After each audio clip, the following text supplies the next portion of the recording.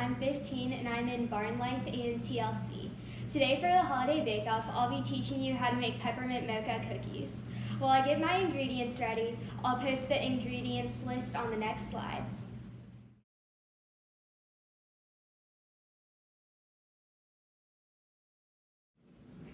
So I already creamed 1.5 cup of unsalted butter, and now I'm going to go ahead and add 1/2 cup of granulated sugar and start beating that with the butter.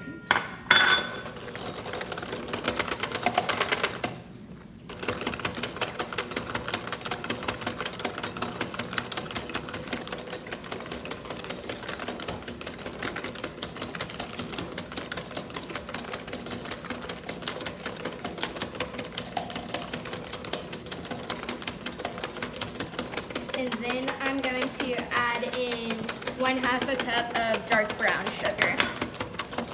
Now your butter and sugar mixture should look like this, where it's light and fluffy. And then you can add in a teaspoon of peppermint extract, a teaspoon of vanilla extract, and 1 egg. And go ahead and beat that until it's smooth.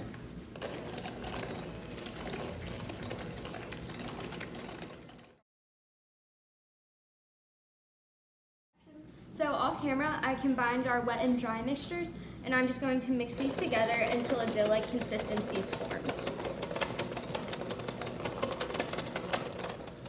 So our dough is in a dough form, so it's time to add in the mini chocolate chips, and we'll just mix these in.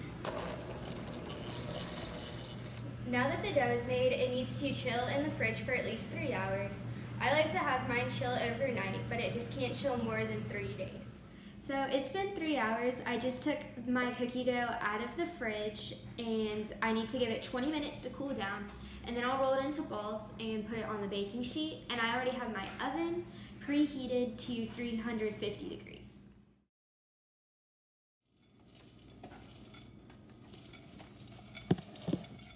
So just to finish up, I crushed some candy canes, and the white chocolate's been melted, and the cookies are finished. So to decorate, you'll just take a cookie, dip it in the white chocolate sauce, and then put it on the rack, and just take some of the crushed candy cane and just sprinkle it